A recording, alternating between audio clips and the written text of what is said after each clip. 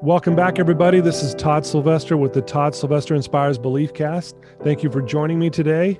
I want to give a shout out to our sponsor, Veracity Networks, and my good friend, Drew Peterson. Thank you for believing in me and making this get out to many more people, and wouldn't be possible without you. And I want to thank all the listeners too. Thank you for tuning in week after week.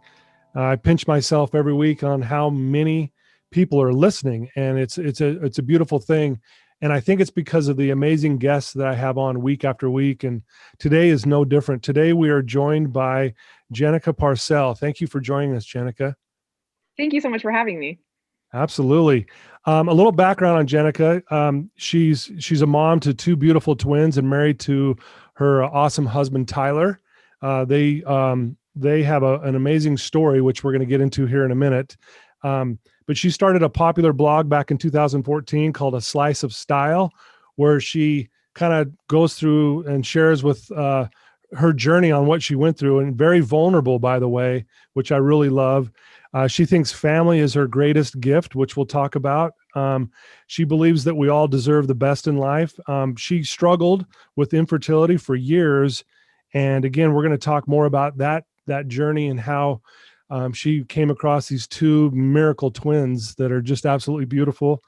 She has, I don't know if you call it a company or a foundation, but the Slice of Sun, which is it's a space for women with infertility to come to feel supported and loved. And you really are just a person with passion and love you're just trying to make a difference in this world. And as you say over and over again, sharing your light and towards people who are struggling especially. So thank you, Jenica, for coming to share your life with us today. Thank you so much. I appreciate you having me here. You bet. So why don't we start? Why don't you tell us a little bit about where you grew up and a little bit about your childhood? So I grew up all over the place. I can't even remember how many elementary schools, but we moved a lot when I was young. And so maybe like four different elementary schools in Utah. And then when I was in fifth grade, at the end of that year, we moved to Texas. And I grew up in Texas in a couple different middle schools and then one high school, and graduated there, and then came back to Utah to go to BYU. Okay. So how was that moving around? Describe that. I know, I've talked with a lot of kids growing up who did a lot of moving, and at times that can be a very difficult thing. Tell us how you handled that and what that was like. That's such a good question. And I've actually thought about it a lot recently and just who I am as an adult because of it. And I can go anywhere and find a friend. And I attribute that to being the first, like the new girl at the school so many times over and over again, that I had to be an extrovert and introduce myself to people, because I think Yeah. just as humans in general, we get comfortable with our friend groups. And, when you're kids, sometimes you may not look outward for people who need friendship. So I had to be assertive and kind of introduce myself to a lot of different people. And it's actually served me really, really well, because I honestly feel comfortable 95% of the time going anywhere by myself, because I know that there are other people who may be feeling uncomfortable socially and they just want a friend just Right. like anybody else. And so I can be that person for them. And so I feel like because of I had to move so much, it helped me to understand human nature really well. And Yeah. just the fact that we're all the same and we're all looking for love, and we can always be that for each other. And I really value that about my childhood. Yeah. Wow. I love that. And like what I hear you saying is that you actually, it helped you develop confidence in you. I mean, to be an Mhm. extrovert, you have to be very comfortable in your own skin. Not saying it was easy for you, but what I also like what you said is you also understand what it feels like to feel alone, and Yes. not, like you said, we all want love, we all want connection. And so, but you did something about it. It sounds like a lot of kids don't do that. So that's actually pretty impressive. Where do you think that confidence came from? That's a good question. So there were many times where I felt lonely, and I think that that was a developed skill in being a friend to people, and even something that came out more of as an adult where I feel confident. because there were many times where I would eat alone by myself in the bathroom or in the Right. library. And Wow. middle school is a rough scene. And Yeah. but honestly, I wouldn't change it because I feel like it helped me since I was in that position. I don't want other people to be in that position. So it helped me to look outward and even as an adult, try to find people who may be feeling alone. And you know, it was ended up being a good thing for me. Well, that's awesome. I love that perspective. What were some of the things that you did struggle with besides that? I mean, were there things as a kid that you mentioned? I mean, junior high, middle school is like a minefield, right, for all of us, right? Yes, So absolutely. what were some of maybe the other things that maybe at times you wrestled with and struggled with? That is a good question. So one thing, and I've actually been thinking about it lately, Hmm. and I almost thought that it was so normal that I didn't know it was a big thing, but I developed very early on. So I was like this size. I'm 33 now. I was this size in eighth grade. And I remember like going to gymnastics class one time, and this teacher said, "Oh my gosh, you're so heavy." She was trying to help me with gymnastics. And it just gave me, I didn't realize it at the time because you're so Right. impressionable and don't understand a whole lot back then. But Sure. I always was a little bit self-conscious of being bigger of everybody than everybody else. Hmm. And I didn't realize how much that affected me. And so I've really had to develop a sense of self-worth. It's not based on how I look and what my body is like. And I've really been able, because of that, to turn to God and my Heavenly Father and to get Mm, my self confidence from the fact that I'm a daughter of God and it has nothing to do with anything external, but that I'm wholly like valuable and wholly um honestly just how he would want me to be as I am right now. And yeah. so I just love experiences like this because it really teaches you where to turn for peace. And I Right. don't think that like I think that if life was perfect and you didn't have trials like that, you wouldn't need God and you wouldn't need anybody else besides yourself. So Yeah. those experiences have helped me to turn outward and gain strength and like a better relationship with Heavenly Father. Yeah. Beautifully said. Thank you for sharing that. You know, so I think, when we're all younger, we're all a little awkward, right? I was a very Yes. skinny kid, like, and as a boy, I always wanted these big muscles, but I was so skinny. And kind of like you, it wasn't even an issue. I didn't even think anything of it until I overheard some people laughing about how skinny I was. And if for some reason, when I heard they were laughing, it crushed me. And this was in seventh grade. And so I can Mhm. relate with what you're saying. It's like, oh, it's no big deal. And then you have this moment where, oh man, you're so big or you're so heavy or whatever it was, and how that Yeah. really starts to play on our belief systems about ourselves. Right. Yeah, absolutely. And I love now that I can recognize that because I'm sure my kids will have their own trials with different things that I Right. personally didn't experience, but I love that I can talk with them about that now. And my twins are 4.5, and all the time I'll say things like, your body is just the right size. And oh my gosh, look at how Heavenly Father made your feet. Let's talk about all the good things that your feet can do for you. And look at your Yeah. arms and what can your hands do. So it's helped me to become a better mother. And again, like I said, I'm sure there will be things that I can't address that I personally didn't experience as a child, but because I did, I can then help them with that specific thing. Absolutely. It goes with the old saying, life happens for us, right? Like Hmm. we learned through that and now you can give back. I love that. You mentioned that in those tough times and some of the, you would turn to God. Is that the way you were raised, or is that something you picked up along the way? Did you have friends that influenced that, or was it your parents? What was that about? So I was born in the Church of Jesus Christ of Latter-day Saints, and it was just natural and normal to me. And to be completely honest with you, I don't feel like I really understand like how important that was for me and it still is for me until recently, Okay. because it was just such a normal thing. Like I'd never been without the gospel of Jesus Christ, so I didn't know how Hmm. drastically different it would be without it. And so back then, honestly, I probably didn't recognize it as much as I should have.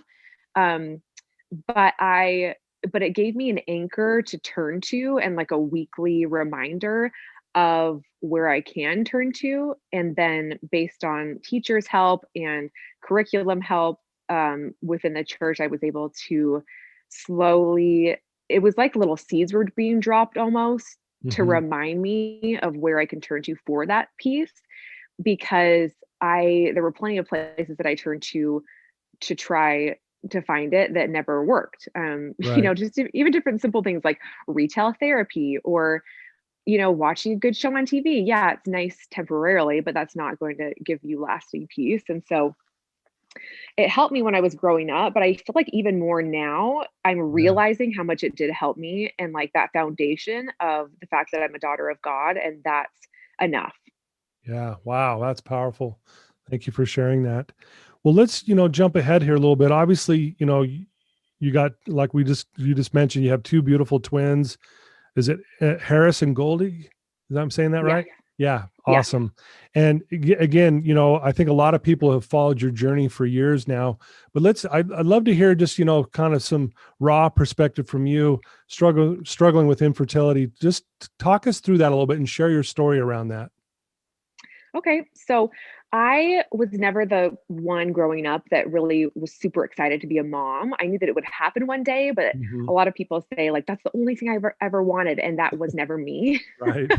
I was really excited to go to college. I was excited to have a career. And so my husband and I were married for about probably 7 years, I think it was. And then I just all of a sudden one day I was sitting in church and I saw this little girl with brown eyes, and it just hit me. Oh my gosh, I think might have a little girl with brown eyes, which I do now, which is so crazy looking Right. back on it. But Yeah. honestly, it was a relief to me to get that like motherhood instinct because it wasn't there really. I was like, oh, Yeah. good, I want to have kids. And so we didn't think that we would struggle with infertility because none of our parents had any issues conceiving. So I just got off birth control and we started trying, and nothing happened within a year. And Yeah. I had started my blog in 2014. And so everything was kind of going on in the background of us trying to conceive. But I just thought in my head that we would have this trial and I would share it after it was over and just Right. share the success story after. So I tried to get a job after college at this place that I thought that I was qualified for, was really excited about, and I didn't get it. And looking back, I now know why, because I ended up getting a job at a software company. And this company I started working at before we were even trying to conceive.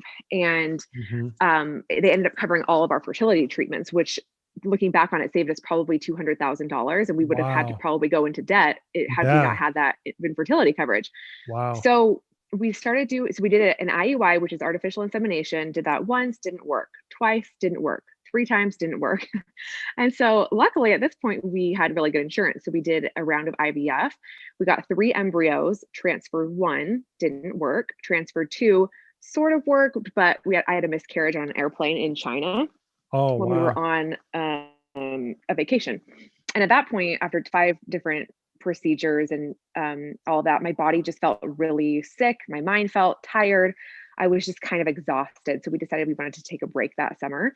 And when we got back from our trip to China, I was up in the night at like 3 a.m. with jet lag. And I just decided to write out our whole story. And I've always loved to write. Boy. It's always been very therapeutic for me. Yeah. I got like a 17 on the ACT in math, but like a perfect score in English. So it balanced itself out. But I just love English. I love writing. It's just always been like Sure. a gift for me. So it felt so good to write it all out. And I just kind of had this impression that I maybe should share it. And at this point, I didn't know how um, common it was to experience infertility. So about 2.5 weeks later, I was asking people to read it before I published it and asking people's opinions. And then I finally published it. And I was truly blown away by how common it was and how many people could Yeah. relate to it and how they were like saying me too. And honestly, that's how my blog took off. And I to this day, I have no idea how people found it, but I had emails from people around the world just thanking Right. me for sharing the story. And so we took a break that summer from trying because we were just exhausted and needed a break. So my husband and I both bought dirt bikes, which is just, it makes me laugh still to this day that we just bought dirt bikes. It's like, why, you can't have a baby, so you buy a dirt bike. Great. Right. Yeah. Hey, So it's we good. just took a break. We rode all summer and had a lot of fun. And then I was on a business trip that summer in Canada, and I was walking along a street, and there was a book that said 100 gathered thoughts for my beautiful child. And it was a nice little message from this author to their children. And it made me think Mm. that I should document our third round of IVF through letters to our future child. And so that's what I did on the blog. I said, to my beautiful child, we went in for our appointment today, and just documented everything. And people really could relate to that, especially those that were experiencing infertility at the time. And so we documented the entire thing, and it's still up on the blog. There's an infertility section on the blog. And then we were able to conceive our little boy and little girl, who are now 4.5. And it's been the biggest blessing to me, because I mean, I would do it over and over again, because I truly feel like I found my calling in life and helping Yeah. women with infertility. And I obviously needed that experience to be able to do so and understand and have empathy for that. And and I think I honestly started my blog because I could help women with infertility. I didn't know it at the Right. time, but I think God laid that path for me. And it's been a big blessing for me to be able to connect with these women. Wow, that's amazing.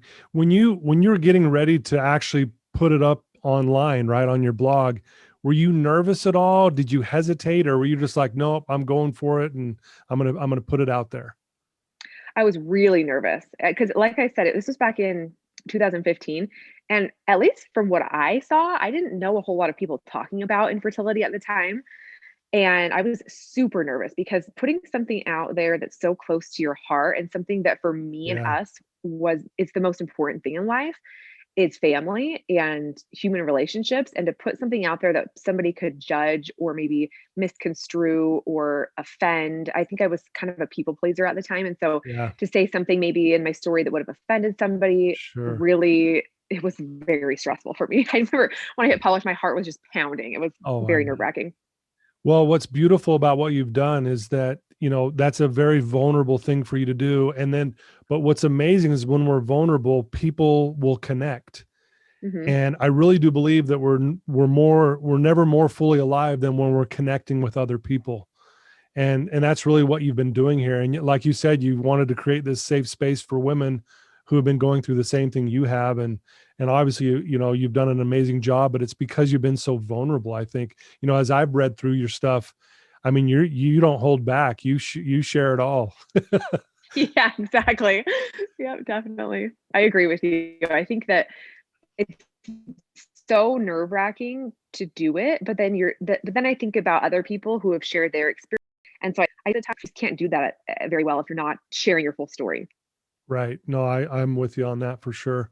So, so let me ask you this then. What advice? I mean, I know you can get the advice on your blog and things that you've done, but someone who's going through this right now, like think back when you were going through it.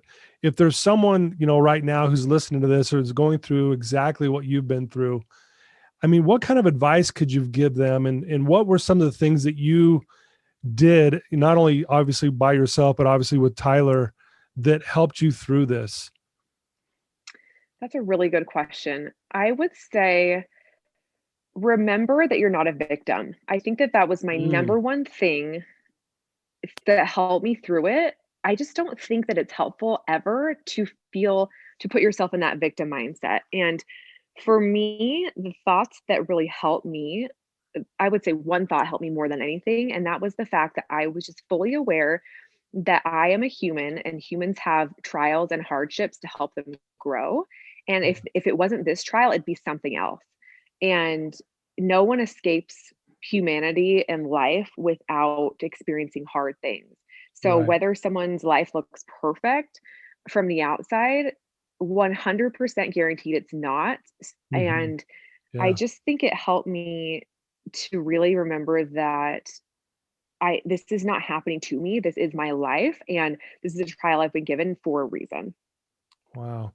And I love what you said earlier too. You said you kind of found your purpose in life, right? It's like, and how amazing is that? Because I think a lot of people go through life going, I'm not even sure what my purpose is. And so through this trial, if you want to call it that, it sounds like you found your purpose where you're connecting women all over the world.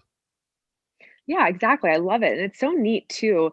It's made me trust God even more, because there's so Mm, many things looking back on that he laid the path for me that I had no idea why. He planted a seed in my mind. I really just wanted to start a blog. And I thought at the time it was because it would be hard for me to go from working full time to being a stay-at-home mom. So I wanted to have some type of right. a hobby. So yes, it does fulfill that, but it also fulfills so much more. And so because I laid the foundation of that blog, and he planted the seed in my mind to do that, then I was able to share it to many more people than I would have just within my own like small like circle of influence locally. And it's just so fun. It really Right. is. It's so fun to be able to connect with these women and be able to help them understand their brains and their minds around infertility, and Right. just be like the person on the other end that's just holding their hand and saying, "Hey, you've got this. I'm on the other end. If I can do it, so can you." Yeah.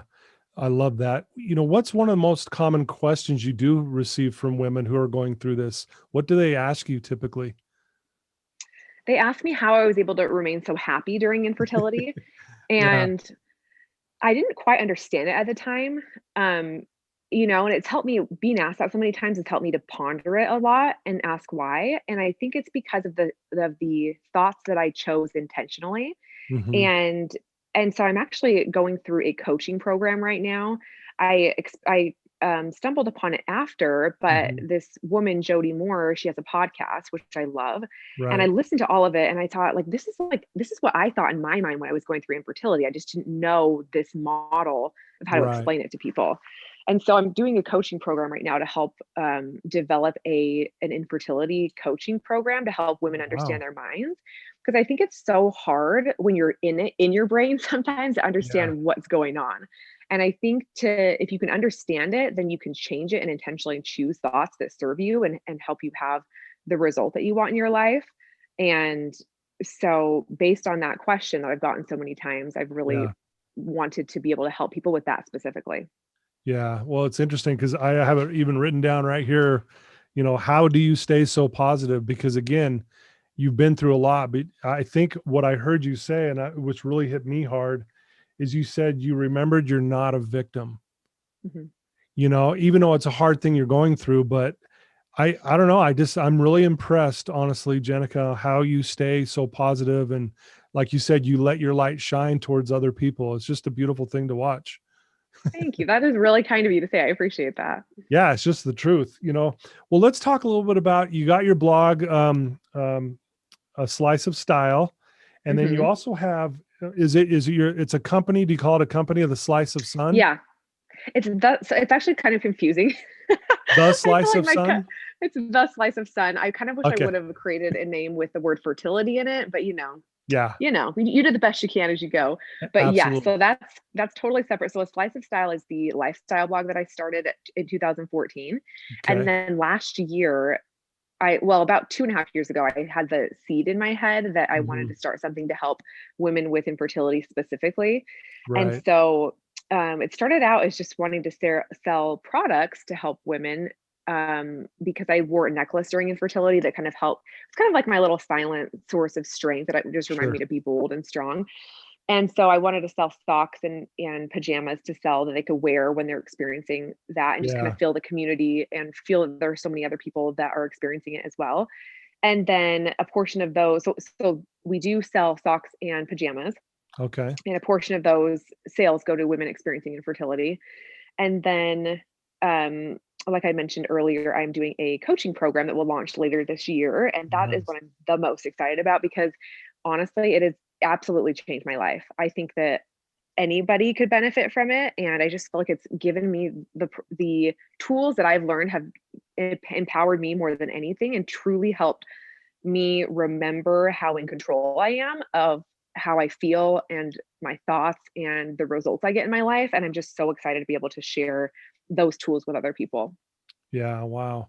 Well, I was checking out your site, and on there you have this circle with three waves going through it. Will you explain what that is?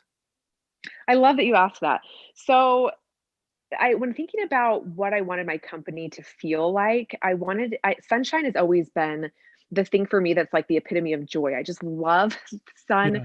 I love what it means. It's just joyful. It immediately energizes me. And so the circle is a sun, and then there's a thread going through it that looks like a wave. And I wanted my company to be a place where you come and then you take from it the joy and the sunshine that you need, and then you scatter it elsewhere. So Right. it like goes on and on and on, kind of like some sunshine bouncing on a wave where the light just scatters in every different direction. Oh, I love it. It's beautifully said here on here, but I wanted to hear it directly from you, and I love it. And I love the Thanks. concept. And if I understand correctly, when people purchase, whether it's pajamas or socks, you give a portion of money to is it, I think it was currently a friend who's struggling, or is it a company? Yes. Yes. Right now, I'm actually like in the process of getting that all organized for 2021. But Okay. initially, it's my friend. She went through so much to get her. So she has a son and now she has a baby that is being carried by a surrogate who is her sister in Okay. law. Okay. And she did IVF and she ended up getting septic shock. And so she lost her uterus, and so she can no longer carry babies. Okay. And so, anyway, the first one was to her, but this year I'm going to choose a new nonprofit that is associated with infertility every quarter. And then the sales will go to, or a portion of the sales will go to one of those nonprofits that help women with infertility. Oh, love it. That's awesome. Well, again, I love that you're, again, trying to help other people and give back that way. And it's beautifully done, by the way. Thank you. Yeah, Yeah. my designer, Melanie Burke, did an amazing job, like bringing my vision in my head to life on the screen. Yeah, it looks amazing. I Thank you. why don't we, I think it would be good for people who are listening, if you can kind of maybe give some information about infertility. Like, I mean, I think you mentioned it's 1 in 8 couples actually struggle with this. So Hmm. whether you'll probably know someone who is. Give us Hmm. some details about it and just some things and maybe some resources that people can look into. Yeah, so 1 in 8 couples struggle with it. 1 in 4 women experience a miscarriage. And I think that there's a lot of shame around it for whatever reason. I think that we Mhm. have expectations on our bodies and expectations on what our bodies are supposed to do. So Mhm. from what I understand from my community is there's a lot of shame in it and people are scared to talk about it. And I think that maybe those people that are scared don't realize how common it is. Yeah. And luckily there's so many women that are open about it. So on my website there's a stories section on the blog. So if you go to thesliceofsun.com and click on stories at the top, we release a new fertility story every Monday. And these are Mhm. from women who are experiencing it currently or have gone through it. And you can search by topic, so whether that's IVF, male factor infertility, adoption. I think it helps a lot to connect with other people, as we had mentioned earlier. And I'm also developing a resources section on the page as well that you can go to, because there's lots infertility treatments are super expensive most of the Yeah. time. Right. So IVF can be upwards of $20,000 if you don't have insurance, and a lot of insurance companies don't cover it. So there's a lot of great places that have grants. And so on the website, I try to include as many resources as possible that I know about. And if anybody has any that they know about that are not on there, I would love for them to email me at hello@thesliceofsun.com. Okay. And we also have a private Facebook group as well, because, like I said earlier, some people are pretty private about it. They haven't Yeah. told a lot of their friends and family. So that's a safe place. It's totally private.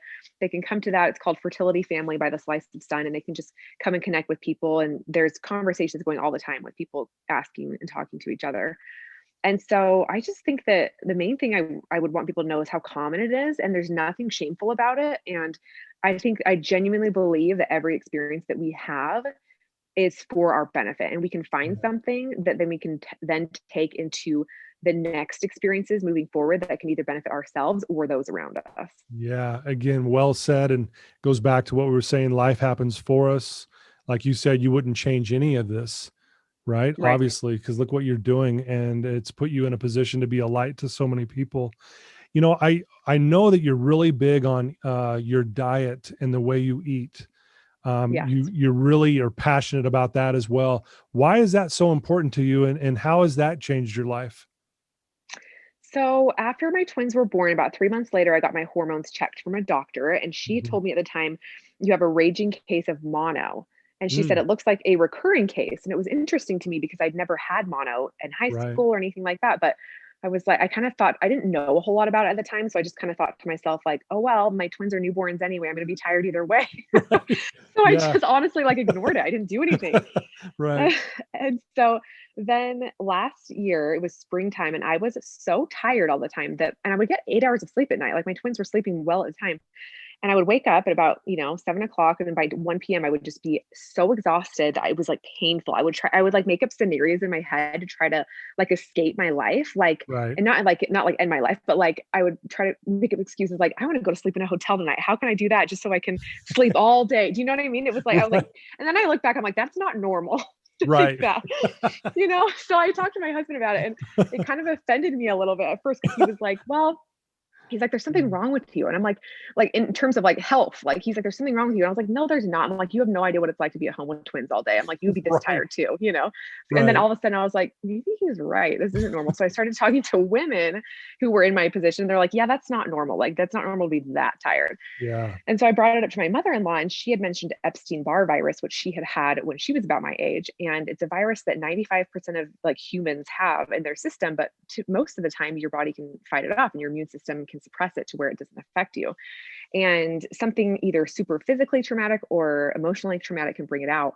And that's what had Okay. happened to me. So I started Wow. researching, and I'm like, oh my gosh, this is what I have. And so luckily I went to a doctor, and this is another way that God, I totally had my back, where I went to this physician's assistant, and he said if normal doctors looked at your blood work, they would say that you had mono, but that it's passed and the antibodies are there because you'd had it and you're good. But he's like, I've done a lot of independent research, and you have Epstein-Barr virus. And so I had to completely change my diet. It was basically all fruits and vegetables for several months. Wow. Okay. And then I started to feel like slightly better. And then I just kind of really became aware last year of what can affect our hormones and what can affect our bodies. And there are so many products like deodorant that has aluminum in it that can Right. really negatively affect your hormones. And Mm. there's these things called phthalates, which are in a lot of fragrances and products, and they basically mimic your hormones. And so they mimic them so that your hormones don't need to do their jobs, and it just like makes you very like mood swings. It just Yeah. affects every part of you. And it just really dawned on me that we cannot fully serve our purposes in life if we don't feel good, because all of Yeah. my time was spent to feeling not like crap. I was just Right. trying to like make it through the day. Yeah. And I'm Right. like, I have these dreams of helping all these women with infertility. And if I feel like garbage 95% of the time, it's just not going to happen. Right. And then like this was just all progression. And then I just realized, I'm like, Satan is so infiltrated into our food and into the products that we have. Because if you think about it, the only things that we have to do our work here in this life are our bodies and our minds. And he wants to Yeah. make us so sick that we can't even Wow. get to that point. He just wants us in survival mode, like just making it, hour to hour. And so I actually just recently hired a health coach. Her name's Amanda Sanchez, and she kind of went through all this. She's been off flour and sugar for a year and a half, and she is an absolutely remarkable person. And I've grown so much closer to God than I ever have before, because I just feel like there's so much truth in Yeah. what I'm seeing. And I feel like there was a time, for example, like every time once a month, I would get the worst cramps during my period, and I would be so sick. I would just be like in Right. bed. And honestly, it made me mad at God for a little bit, because I'm like, why would you make women's bodies like this? I'm like, Yeah. what is the Right. point? It made me so angry. Right. And then suddenly it dawned on me one day, I'm like, what if he didn't? I was like, what if I'm doing something to myself that is making myself like this? And so I was praying about it, and I'd already cleaned up my diet a lot, but I hadn't changed a lot of my products, like my beauty products. And I kept on having this impression, you need to change your hair care products. You need to change your hair products. And I Wow. did. And the next cycle I was fine. I did not have to Really? take, I didn't have to take pain medication. I was like Wow. not sick. I didn't have crazy mood swings. I felt good. And I was like, oh my gosh, like, I'm sorry, God, that I blamed it on you. It wasn't your fault at all. you Wow. know? So I like literally, I called Amanda. She's just been my friend. We actually met on Instagram 6 years ago, but I called her early January, and I said, maybe it was late December, but I said, I feel like the only thing holding me back from helping women with infertility is my health. And if I can, Yeah. and I also feel like I was relying a lot on food for happiness. Like I Yeah. put my kids to bed and I would eat candy, and it would temporarily make me feel better. And then there's this net negative, because you just feel like garbage if you eat a ton of sugar. And so Right. I just told her that I was like, I feel like the only thing that's holding me back from God's purpose for me is this, my health and like my food and my eating. And so she's been helping me a lot with it the last like three or Wow. 4 weeks. I just check in with her and tell her what I'm going to eat and have a set plan and make decisions from a rational standpoint versus like off the cuff. Oh, someone gave me a cookie, I'm going to eat it. Yeah. And it has just Okay. made all the difference for me. I just feel like I have so much energy now, and I feel like my mind is clear and it's not foggy, so that I can then grow my business and help these women that need my help. Wow, I love it. I love what you said, how, the things that we have to take care of is our mind and our bodies, right? That's what we're in Yeah. charge of.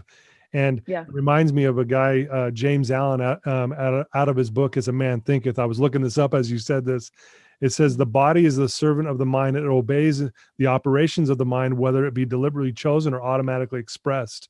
And so, I mean, I couldn't agree with you more. When you're not feeling good physically or health wise, your thoughts aren't where they need to be, right? It's hard to be very positive and Yeah. not only that, but making a difference. So again, I love Yeah. what I love about you is how you're like, okay, here's a problem. I'm going to figure this out. I think you do a very good job of not playing the victim. Thank you. Yeah, I just don't think it serves me. I'm like, yeah, I could, but who's suffering? Me, you Yeah. know? No, I love that. Yeah, what does a day look like for you? Like, how do you keep yourself? Again, I know you make decisions and stuff to be positive and not play a victim, but what does a day look like for you? Like, what keeps you centered? I know you're busy with your twins and your husband, and all your work you're doing. But what do you do personally outside of even the diet you just talked about? But what do you do to kind of keep yourself centered? Every day I wake up and the first thing that I do before looking at anything else is my scriptures and Okay.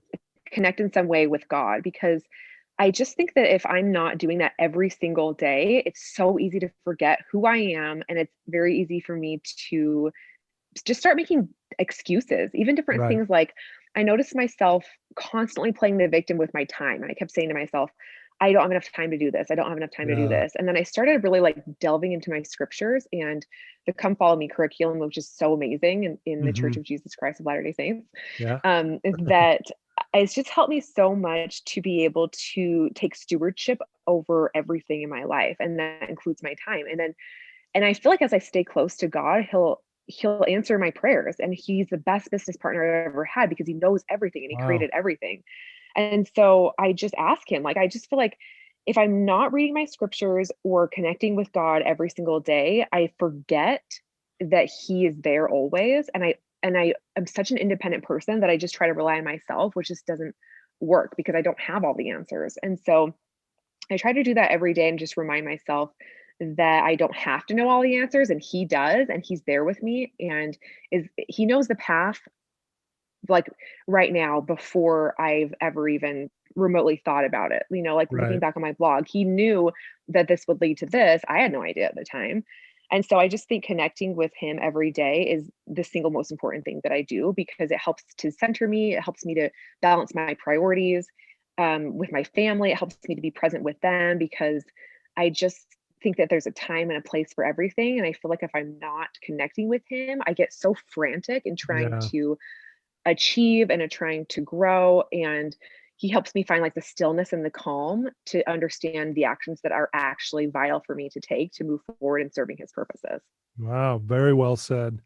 I've heard many times from people in all types of religions, whether it's LDS or Catholic or whatever it might be, and they've said this a lot where when I'm studying scripture and I'm staying close to God, I find I have a lot more time.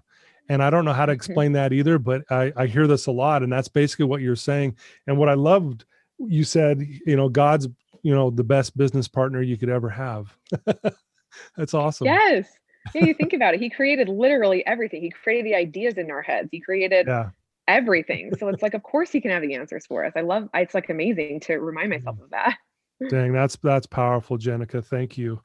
Um, Mhm. I want to ask you this: if there's someone listening to your story right now, that's struggling, whether it's infertility or something else, whether they just feel hopeless or they're depressed or sad, what advice could you give them right now that might be helpful for them? I would say my advice to them would be to know that there's nothing wrong with them, that they're feeling negative emotions. I think that oftentimes we try to suppress ourselves when we're feeling negativity Mhm. and what I call buffer, where you can when you turn to other things. I started doing that a lot when my kids were born with food. I would have Right. them go to bed Yeah. and I'd be like, this candy will for sure make me feel better. And it Right. never does. But I think once I realized that you're allowed to process it and you're allowed to be a human, and there's opposition in literally all things, including our feelings, and there's happy and sad for a reason, and there's Mm. depressed and joyful for a reason, and to just like embrace it and don't push it away so quickly, but process it and feel it and don't think there's anything wrong with you. I think that that's the Right. worst thing that you can ask yourself is what's wrong with me? There's nothing wrong with you. We're all learning, we're all growing. And I think everyone has, like I said many times before, we all have these experiences for a reason. And that, of course, you can do things for yourself and advocate for yourself and learn tools to help you with certain things like depression and anxiety and anything hard that you're going through, but also to just like love yourself in it and realize that you are doing the best that you can. Wow, so good. So, so good. It's interesting too. You're speaking my language because in my office here on this other side of the wall, when my clients sit down, the first thing they see is there's this quote above me that says, "The most delightful surprise in life is to suddenly recognize there's nothing wrong with you." Oh, And awesome. yeah. And so I love what you just said there. I mean, I couldn't agree more. And I love what you said too about there's opposition in all things. I mean, you're going to feel some negative emotions. That's just being a human being. You're going to feel Mhm. those things. But but I think we're also, taking that advice that you said will really make a big difference in pulling us out of that. So beautifully said. Thank you. Yeah, thank you. Well, if people want to reach out to you, Jenica, who are listening to this, and they want to learn more about you, learn more about your passions about helping women with infertility, and your websites and your blog, and obviously this coaching program that's coming up, which sounds amazing. What's the best way for them to reach out to you and find out about all these things? I would say the website, so the sliceofsun.com is a great place. Okay. Jenica, I have two Instagram accounts. One was the original that I still post on all the time, the lifestyle blog. It's just my name, Jenica Parcell. And then the fertility specific Instagram is the slice of sun. Oh, okay. Slice of some awesome. So that would be the best Mhm. way.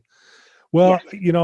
I want to thank you, Jenica, for taking some time out of your busy day today and sharing your story with us. It was amazing. And, I was taking some notes even for myself, like, boy, I need to do better here, better there. We can So, all learn from each other every day. oh, you're not kidding. And so thank you for, being vulnerable with us today and sharing your story. And I just want to thank you for being an example to me as well and being willing to reach out to the people that are listening to this and make a difference in their lives. Thank you so much. I love your work and I really appreciate you having me on. You betcha. Thank you. Well, there you go, folks. I told you another amazing guest, Jenica Parcell. Please reach out to her, thesliceofsun.com, and check her out on Instagram as well.